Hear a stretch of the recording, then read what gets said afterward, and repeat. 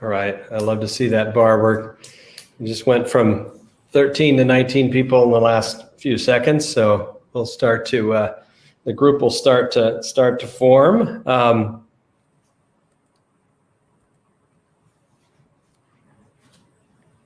Great. Well, this is the last session of the day, so let's get it started. Welcome everybody as you're joining us. This is what we call an Ask an Expert session, where we like to make sure the discussion is highly interactive. There will be, I don't think there'll be any PowerPoints here today, but the idea is we want to have a fruitful and interactive discussion. So as you come on, we're going to be talking about understanding Scope 3, and in my mind, Scope 3 for a lot of companies, it's the long tail of emissions. For some companies, it's not only the long tail, it's the body and the head as well. It can be a giant beast, and what I think we're going to get to today, with the help of our experts, is really understanding Scope 3 and what comes next, and how companies deal with Scope 3 emissions as part of a net zero strategy. So just a couple of housekeeping points before I pass it over to our leaders of this session. The main thing, as I mentioned, we want to make sure this is interactive and that we're answering your questions. So make sure as you come up with questions, please put them in the Q&A. I'll be watching that closely, and we'll try to synthesize some of those and make sure our experts cover that.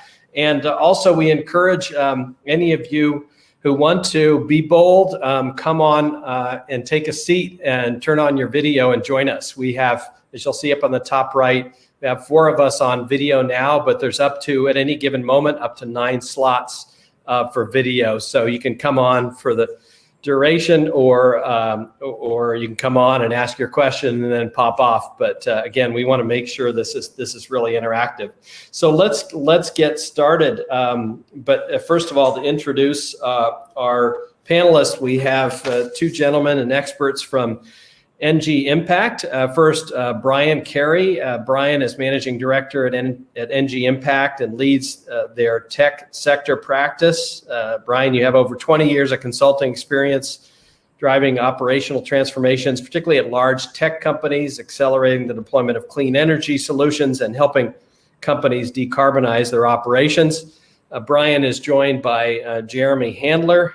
Jeremy, good to have you with us. Jeremy is a manager at ENGIE Impact, with a decade of experience driving corporate decarbonization strategies, leverages his extensive carbon accounting knowledge and a background in product design to help create net zero strategies for companies across various industries. So just getting started, Brian, as we were prepping this session, I asked you about how to start out, and you framed one particular 2 statements, and I wanted to read those and then elaborate on that.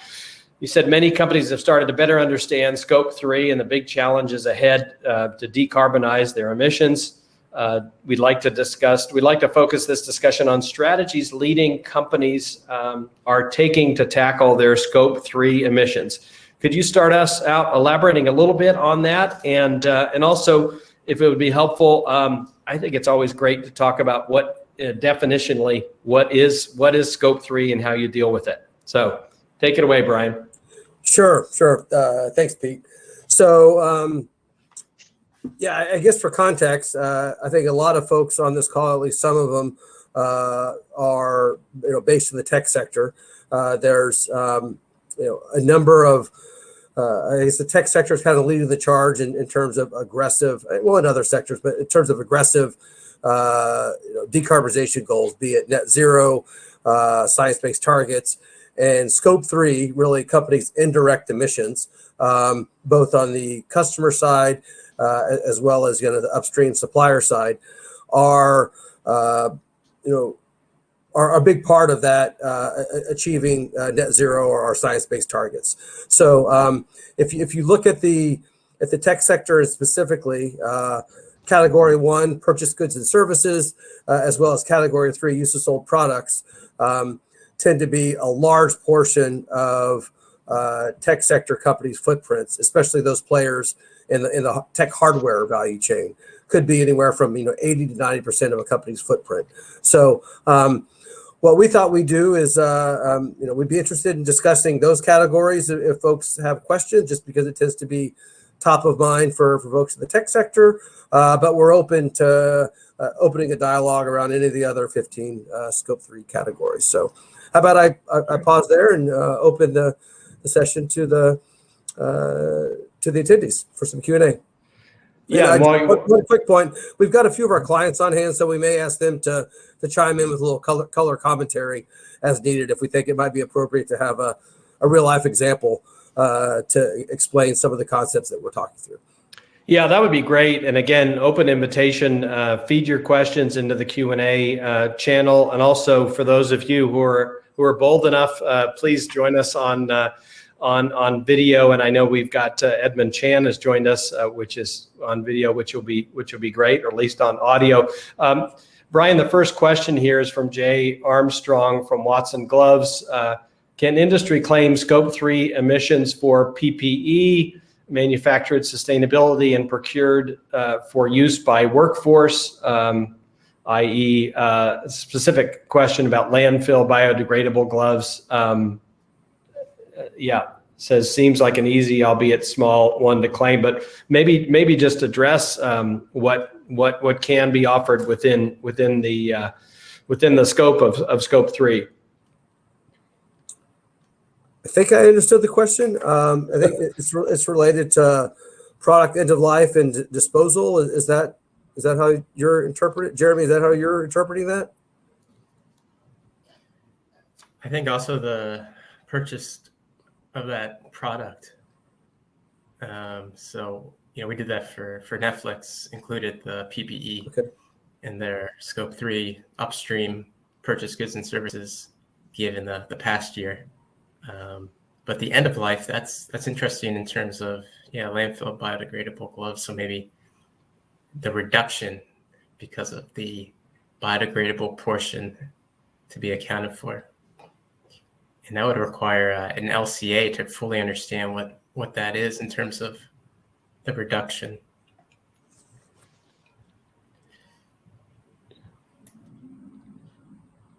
Yeah. So and to Jay Armstrong, hopefully we addressed your question there. And again, what you might want to do, Brian, is just take that more widely for what kinds of things can fit within Scope 3 emissions.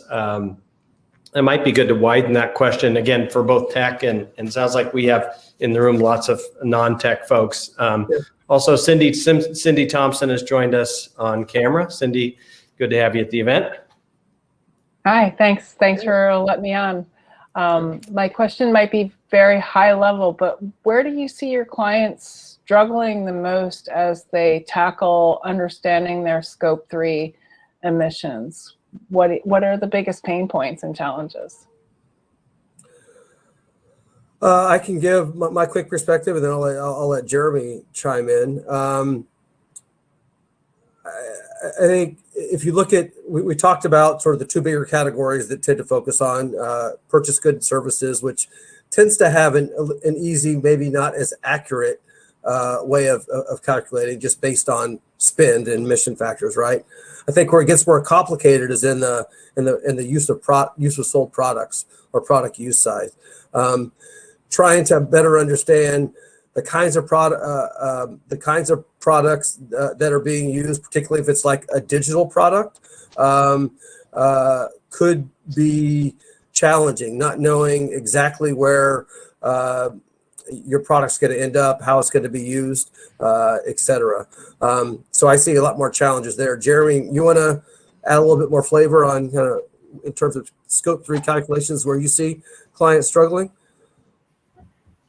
I think across the board, when it comes to the purchase goods and capital goods, understanding reductions is very difficult because of, I guess, what Pete was mentioning, the long tail. So you might have 80% of your emissions coming from your top 100 suppliers, but then what do you do with the other 500 suppliers? It's really hard to know what those emissions are and to have any impact on those. So to get a handle on the reduction, especially given the calculation primarily is done based on spend and the corresponding emission factor, which is based on an industry sector level for the most part, it's challenging.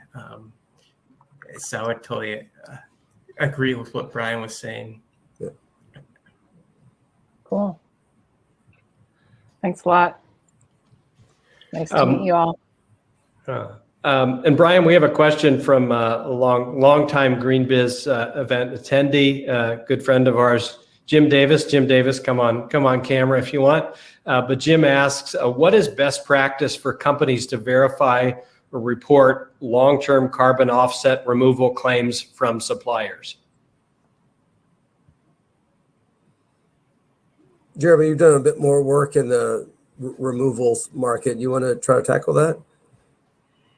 Yeah, that's a fantastic question that we're dealing with at this very moment, right? So, what claims are verifiable? And the greenhouse gas protocol is murky in terms of what is a good claim and what is not. When it comes to things like RECs in the U.S., asking a supplier to provide any documentation on the retirement of those RECs attestation, which is similar for offsets, is best practice. But then to understand when it comes to offsets, are you looking at a 10-year, 20-year, 100-year even claim? That is a challenge, and happy to take that discussion offline. It's a meaty one. So, yeah, that's the reason why I asked it. It's a big challenge, and we've been trying to do this stuff for 10 years at least in the supply chain, and I don't see we're any closer to it than we were 10 years ago to figuring out how to crack some of these tough nuts about verifying business partner claims on what they're doing and the longevity and permanence of those reductions. I do think receiving the documentation is becoming more commonplace, so that's a really good starting point. But the permanence, I mean, just with the fires going on in Oregon, for example, a large portion of the fire impacted some land where there was some removal credits. So what does that mean to those that hold those credits? It's almost like we need a reinsurance industry now for some of these projects to be able to come up with financial instruments to be able to recover those assets if they're lost. What does that look like? There's a lot of crazy stuff going on when we get this deep into the weeds, so to speak. Yeah. A bunch of great questions are coming in here. Mike DiPertio asks, is there an opportunity to track your product down to the consumer and get credit for how they actually dispose of it, track down through the user how they disposed of your product? You get scope 3. Brian, you want to take a crack at that? I'm not aware of what anything companies are doing to actually track things at a consumer by consumer level. Most of what I've seen is really estimating life cycle of product and just rough estimates around different methods of disposal. How many are recycled? How many are landfilled? Et cetera. I mean, I guess there could be some technology down the road where you're actually tracking it exactly for products, but usually what I've seen is just companies making assumptions around different disposal paths. Jeremy, I don't know if you've seen anything different that you want to add. No, that's pretty much how we dealt with it, but it would be pretty incredible. I mean, we're working with a beverage company and country by country to determine what the recycling percentages were. So it'd be interesting to actually know based on consumer usage what that ends up being. Yeah. Hey, Brian, maybe we take this opportunity. We have Edmund Chan on. Oh, Aaron, our friend Aaron McNichol from HP has joined. Aaron, thanks for being among the brave that came on and joined us here. Tell us a little bit about your role at HP, and then if you could elaborate on the point you made about LCA in the chat. Yeah, thanks. Yeah, thanks for prompting me, Pete, to come on camera. At HP, I'm a climate program manager. And so HP, we recently set a strong net zero goal. And one of my questions was about, right now we're pretty reliant on LCA data, right, for Scope 3 emissions calculations. And we're looking as much as possible to rely on direct supplier data. But of course, it's quite complex, right? Connecting that to our products. And of course, if we're working with our suppliers, we want to take, if we're working with them on renewable energy, we want to make sure that's showing up in our overall carbon footprint. So just interested in advice, thoughts on how to incorporate more direct supplier data into your overall carbon footprint and rely less on those estimations and LCAs. So I can actually talk a bit about what ENGIE is doing as a business, right? We're a massive, 160,000 employees, 140,000 suppliers globally. What we're doing with our preferred suppliers, which is our top 250, we've got a digital platform that we use and we share with those suppliers. They enter their data. They're able to use that platform to calculate their emissions. So we're gradually sort of rolling out over time to try to get more of our preferred suppliers to just share that real data with us, so we don't have to use emission factors, spend estimates, et cetera. So that's what we're doing with preferred. But maybe what I'll do is take this opportunity to introduce Edmund, and he can give a little bit of an overview about some things that we've been doing with Microsoft, more for the smaller, medium-sized suppliers, which for them could still be, $10-20 million spend. But Edmund, why don't you talk a little bit about what y'all are doing to try to get better visibility to emissions data for, I guess I'd call it that longer tail of your supply base. Absolutely. Thanks everyone for having me. Nice to see you, Brian. Hi everyone, my name's Edmund. I'm a sustainability program manager here at Microsoft, working closely with ENGIE on a variety of initiatives. One of them being engaging with our suppliers and helping them report their greenhouse gas emissions. So to provide a little bit of context, back in January of 2020, Microsoft committed to become carbon negative by 2030. And so if you look at our carbon footprint, the bulk of that is in Scope 3. And so we really needed to engage with our suppliers to help them measure and manage their carbon footprint. And so my team is responsible of conducting some of that outreach with these prioritized suppliers. And we've actually included it in our supplier code of conduct as a requirement for certain suppliers to report annually through CDP. And so through this listening session that we've had with our suppliers, one of the biggest pieces of feedback we got is this stuff is complex. It's hard, especially if you're not in the sustainability realm. We talk with a ton of different suppliers who, they don't have a sustainability team. They have an account executive or someone in accounting that is really taking the lead in sustainability at their company. So where can they get resources that are not overly complex? Nobody wants to sit down and read the Scope 3 guidance of the Greenhouse Gas Protocol and spend a month digging into those page by page. So I think that's where we saw a huge opportunity to work with ENGIE to create simple to understand materials that cover greenhouse gas accounting. And these are free to the public. I can provide a link into this chat shortly, but that's one of the biggest steps that I think Microsoft recognized is, a lot of our suppliers don't have that knowledge and they don't want to spend hours and hours figuring it out for themselves. They really need some guidance, and that's where some of these materials, I think, are really going to fill that gap. Cool. Thanks, Edmund. Yeah, absolutely. Great. Yeah, and just for anybody, there's a lot of really good, for Jeremy and Brian, there's a lot of really good questions coming in here. It's hard to regroup some of these. And also, if we don't get to your question in the Q&A, do come online and do come on video and just ask it. That's the best way to make sure we answer your question. I do see one from Jordan Calverley, who's asking something that we've heard a lot. I've seen this question asked a lot. Can you share any best practices for calculating emissions from employees working remotely, which is obviously very topical? Jeremy or Brian, you want to take a crack at that?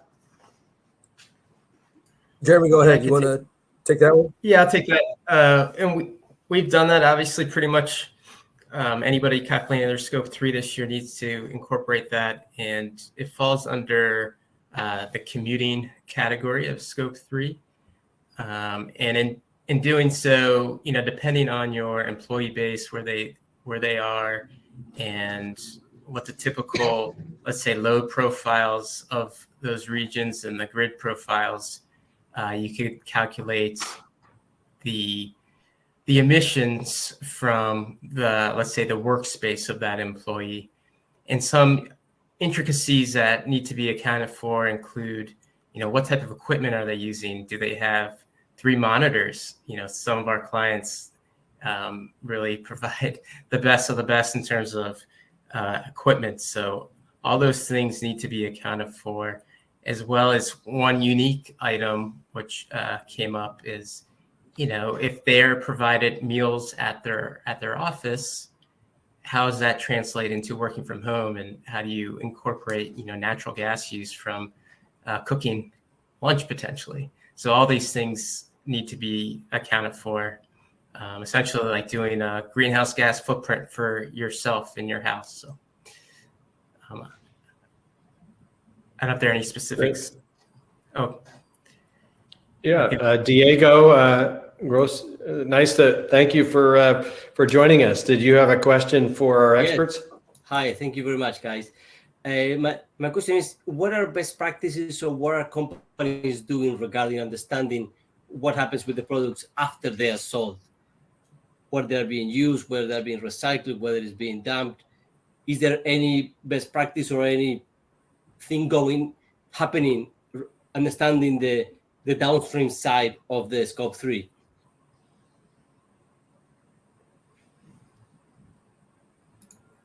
Jeremy, you want to tackle that? You want me to? yeah. Why don't you start, Brian?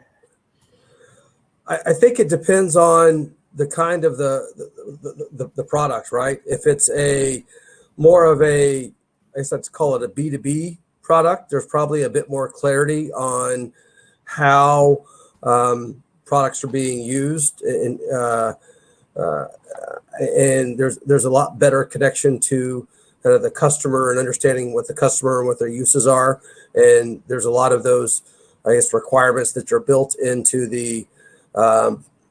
into like a product requirements document when it's designed. I guess on the consumer side, there's probably a bit more variety and fragmentation on how it's being used, how it's being disposed. My guess is there's it's your sustainability department working with the product managers, with marketing, to really make some assumptions around the demographic that's using it, the lifetime, and the disposal options, etc. So a fair number of assumptions would need to be figured out, but you would think that the marketing and product managers that really understand the product and their use would have that visibility. Jeremy, anything else you want to add for product use? I think it'd be a good time to have Jamie Honning from Lamb Research, who we've been working with, to discuss their their strategy in terms of understanding product use, if she's available.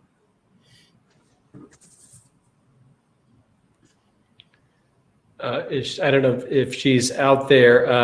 Well, let's come back to that if she doesn't come on. We wanted to welcome on screen Sarang Murthy. You've joined us. Thanks for joining us here. Did you have a question for the experts? Oh, maybe an audio challenge. Looks like you're on mute.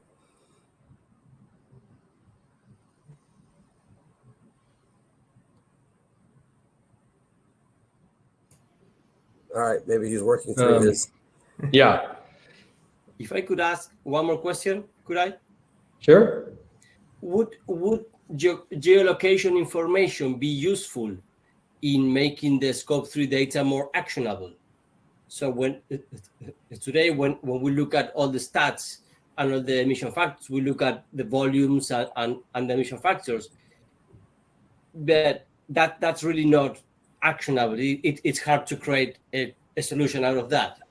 I'm wondering whether when you try to capture actual data, would geographical information be useful to make those to design solutions, or it's not relevant? I do think the one aspect of geo information that's useful is depending on where your product is, right, and in your product use category 11, the grid may be dirty or green, so the percentage of renewables penetration based on your geo may be different. So for some of the product use calculations that we've done for larger customers with big capital equipment, we do take into account where the equipment is located, because that it impacts your overall emissions for product use.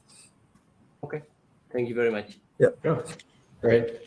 Hey gentlemen, so sorry about that. I was actually trying to toggle on my phone and my screen, but yeah, just a quick question. Maybe y'all have kind of covered this in some capacity, but I'm curious as to what you think is the best use case for using a some kind of decentralized system, blockchains maybe, to do either kind of Scope 3 LCA work or kind of what the previous guest here was kind of talking about in terms of I think he was saying spatial geospatial kind of work.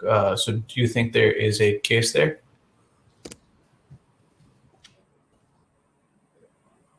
For using blockchain for tracking?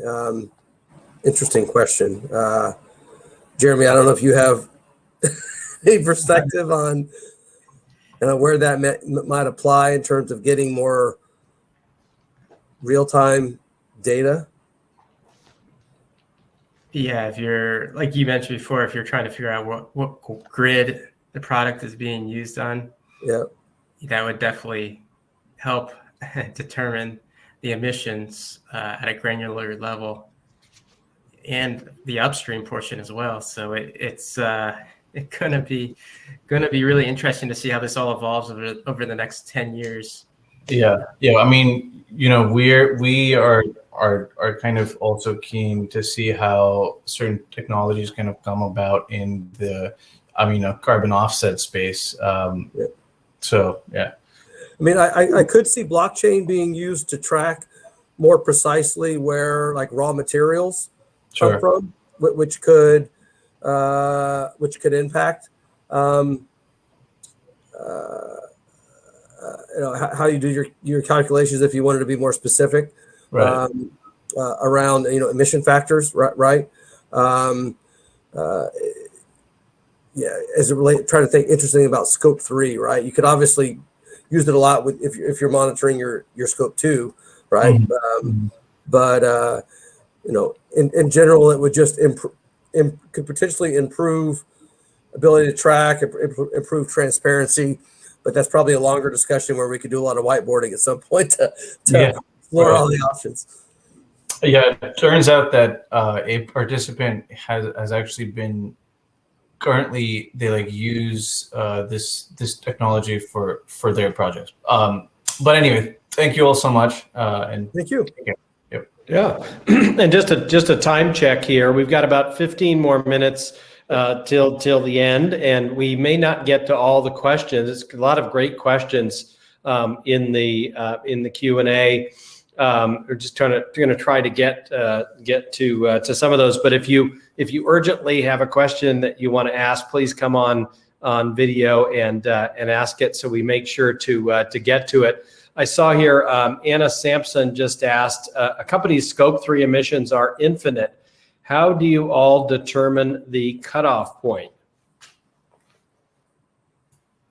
That really gets into how to setting your boundaries. Jeremy, you want to talk about that? Yeah, the boundary setting portion is by far the most important aspect of really framing up your entire GHG emissions.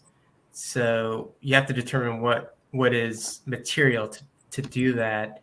You do what's called a Scope 3 screening, and there's pretty good guidance on that from the Greenhouse Gas Protocol, where you get a high-level understanding of where your hotspots are. And so out of the 15 categories, you might have 3 categories that are your hotspots. We're actually going to dive deep and do the, robust calculations to understand what the emissions are from those categories.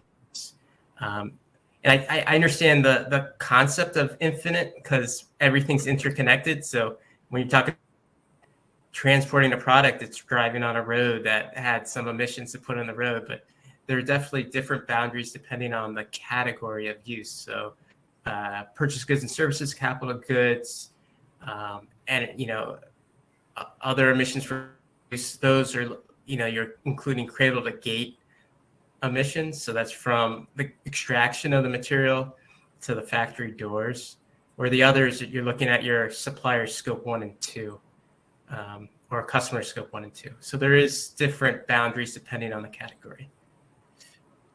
That's great. Also want to welcome Jamie Honning has come on, and you get the prize for, it looks like cute kid artwork in the background there. So yeah, do you have a question for the experts? Well, I was going to share a little bit about the work I've been doing with ENGIE, and sorry, I was having technical difficulty before when they called on me. But I work for Lam Research. We manufacture equipment for the semiconductor industry, and so our tools are used by the semiconductor manufacturers to produce the chips that are used in computers and cell phones and everything else. So we've been working with ENGIE Impact over the last few years to build out our decarbonization strategy. And we started with Scope 1 and 2, but now we're digging in deep to Scope 3. We have very energy intensive products that have very long lifetimes, upwards of 25 years or more. And our products, like many other companies, represent about 50% of our total emissions. So because we have such long lifetimes of our products, we really are focusing on innovation now, because those tools could be still in use when we're hitting our net zero 2050 deadline. A goal that we just set this year. So we're looking at both product efficiency and understanding our customers' needs related to product efficiency, but also other impacts that our tools might have on, and really helping supporting them to achieve their own sustainability goals. So right now, we're kind of building out a program to really very closely understand our customer expectations. And I think, you were talking about products earlier in B2B versus, other models. And I think we do have the great benefit of having really close relationships with our customers, so we can both understand the expectations that they, have of us and the tools that we are selling to them, but also be able to understand kind of how those tools are being used and where they're going, and things like that, how they're being treated at end of life. So we're slowly starting to gather more of that information through those close relationships. And so as we're gathering these customer requirements, those are translating into like our longer term product vision. And, we are taking into account other considerations around our own operations and logistics and really trying to look at our products throughout their entire life cycle. So while energy use is definitely one of our main focuses, we're, kind of broadening that perspective. And then, really that is going to translate into our innovation strategy. And we've already gotten started on that. We do have a new Sensei product that does have improved throughput, which is, emissions per wafer, essentially. And then, we're starting to baseline our other major product lines so that we have a comprehensive look. And at that point, we'll be setting 3, 5, 10-year plans for strategic reductions. So that all ties into like how we're planning for future research and development and any sort of capital expenditures we'll need to kind of accelerate progress through breakthrough technologies and the like. That's just a little bit about what we've been working on. It's definitely complex and a lot of different moving pieces, but we're starting to make some good progress. Yeah, and I'm curious to the ENGIE impact folks. What have been some of the most unique things that you had to work on as you worked with Lam? And we still have Edmund Chan here from Microsoft. It'd be great if you could address that. What's been interesting and challenging about working with Lam, I think when you start to get into scope 3 and setting net zero targets, really getting a broad set of executives up to speed with this is what net zero is, this is what scope 3 is, this is as a group we've got to align on a target, and this is how we're going to achieve it. It's fine if it's the sustainability organization kind of working on their own to try to figure some of these out, but when you've got to get people leading engineering, people leading operations and manufacturing, and you've really got to up level their understanding of what this means and the level of effort and the investment, really getting the buy-in around the investment that's required and why it's important to the overall strategic direction of the business. It's just not a task that can be underestimated, right? So I think that's one thing. Jeremy, I don't know if you want to mention anything else about Sure. Lam? Yeah, I think one of the real unique aspects of the whole semiconductor industry is their massive growth and our need for chips and how that will impact, let's say, a decarbonization strategy. So how do you consider that? And we looked at, every which way with Jamie and our team at what will happen in the future. And obviously we're not fortune tellers, but you do the best you can to project out 10, 15, 20 years and understand how your strategy aligns with that time horizon, and also to decouple growth from emissions. That's, the silver bullet, shall we say. So what does that mean? And it's going to impact most of our clients. Yeah. Well, we're coming up to, we have 6 minutes left. We always, at GreenBiz, we're a punctual group. We always like to end on right on the money. But if anybody wants to, we want to wrap here in a second, but if you want to stay on, we'll probably keep the room open a few more minutes if you wanted to avail yourselves of the expertise of our panelists. I just wanted to end with one more question. And before I did that, first of all, thank you all. Thanks to our panelists. Thanks for all of you coming on to this session. We still have 92 folks in the room at 6 minutes to go. So it's been a great discussion. I know we haven't gotten all of your questions, but feel free to stick around if you can. And thank you for all for engaging around Verge Net Zero. It's been a great last couple of days. I just have a question for maybe to close it out, Brian and Jeremy.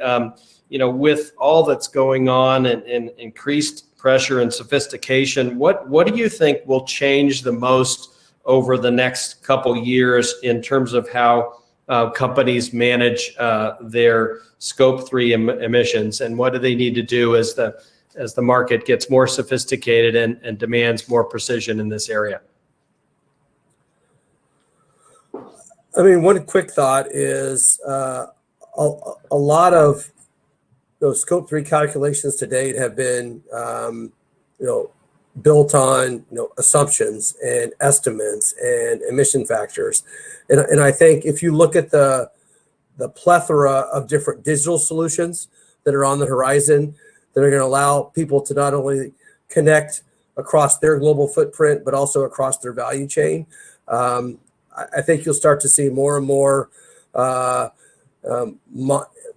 particularly with companies wanting to moving to like 24/7 renewable energy, matching their consumption with their demand. You're going to see more movement to more actual data, just because digitally things will be better connected. And we even hear about companies moving from not looking at their data once a year, but being able to do it and monitor on a more regular basis. So that's one big trend that I see on the digital front. Jeremy, you want to mention anything else? Sure. Yeah, just thinking, 5-10 years down the road. There was a question in the chat about double counting. And when you think about Scope 3, the whole idea of Scope is double counting. What does that mean in terms of supply chains, value chains? And I think there's going to be a ton of co-opetition working with your competitors to engage suppliers, engage customers, and to really get a better sense of reduction potential in that type of cooperation, whether it's through renewables or redesign of products.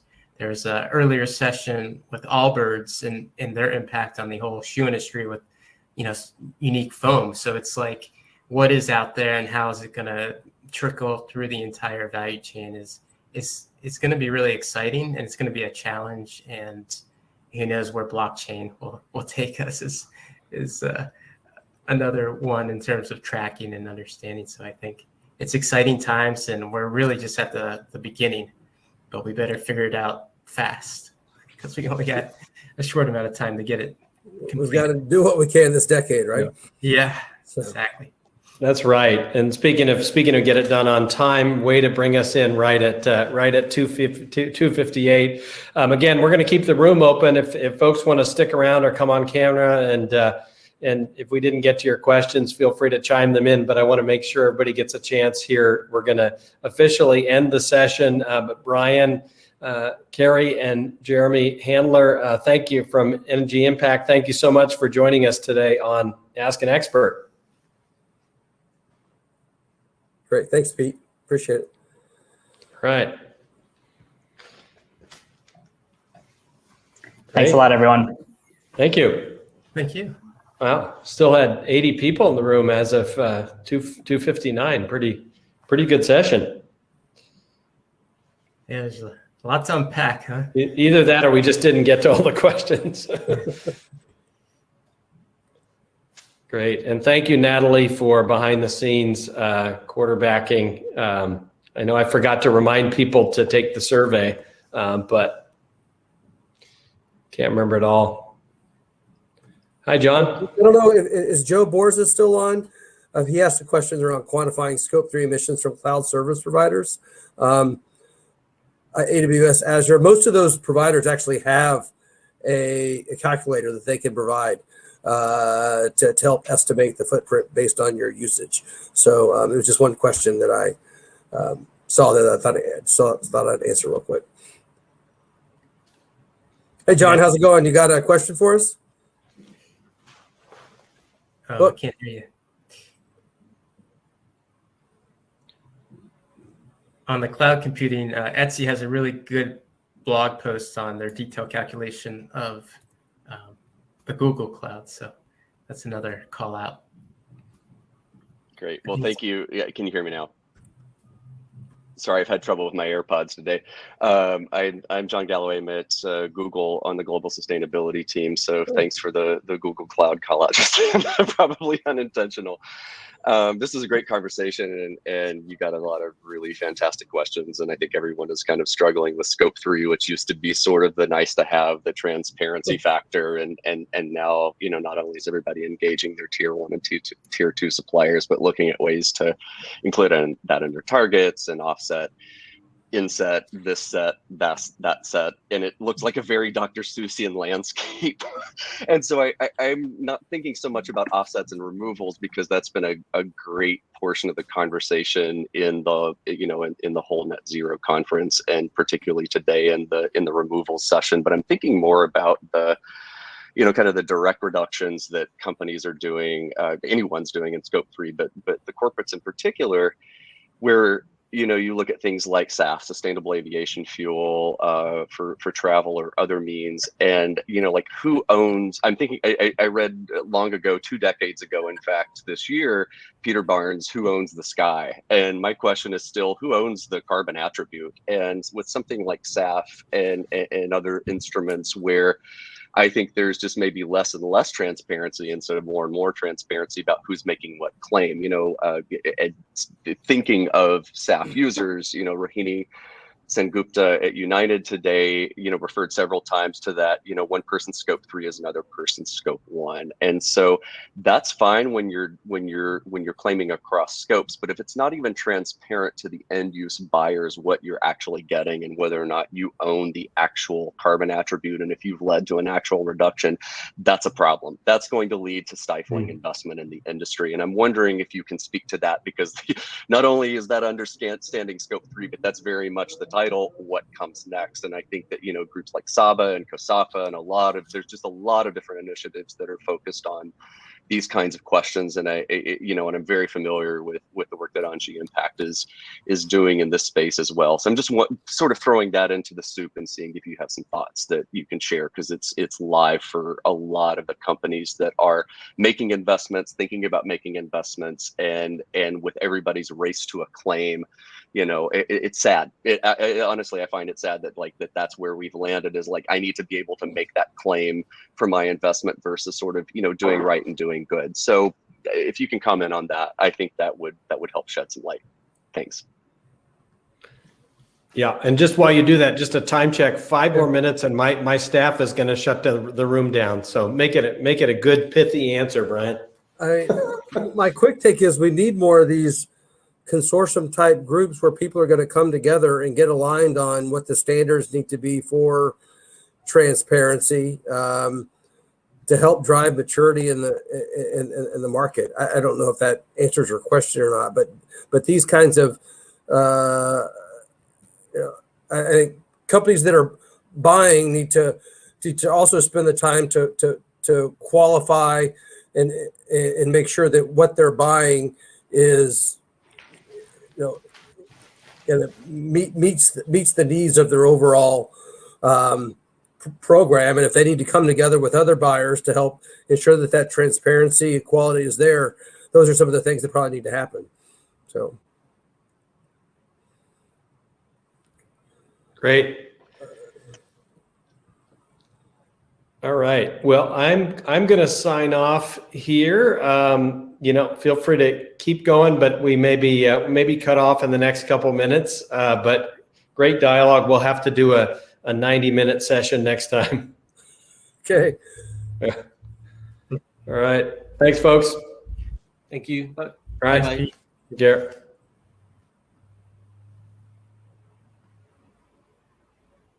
Diego, you there? Yeah, I can ask you a question.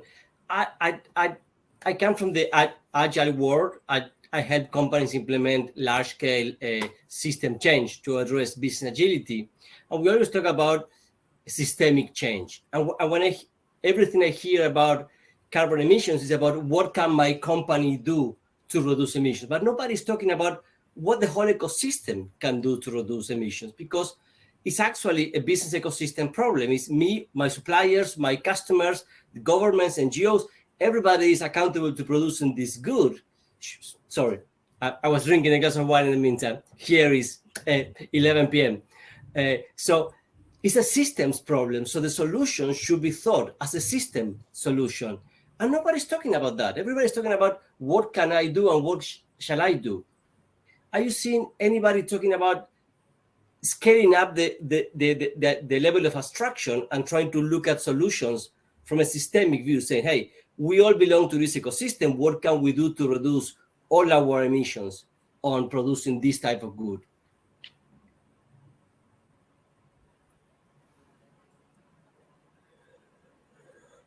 Yeah, I guess that's when you need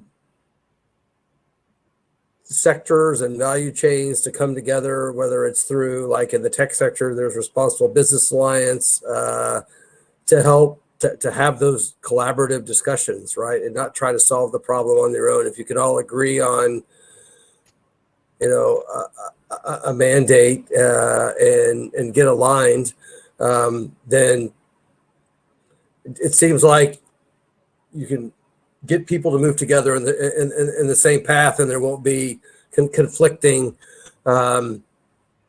conflicting actions, right? I don't, Jeremy, I don't know if there's anything else you want to add. I think organizations like the Science Based Targets Yep. Initiative, they have the sectorial guidance, and they're working rapidly to roll out, various sectorial guidance. I wonder if behind those different initiatives, there's opportunity there to work more as a system. We haven't seen it yet, but it seems like that's what's needed. Along That's with the closest that is coming. Okay. But how do you get everybody working together is the question. So you look at like the Higgs Index. That's a really good example of where it does work for the Which example? The Higgs Index for the retail industry. Can you put it in the chat? Yeah, sure. Yeah. Sorry. Okay. All right. Thank you very much, guys. All right. No more questions. I'm going to sign off. Thanks, everyone, for your time. Really appreciate you joining. It was fun. Take care.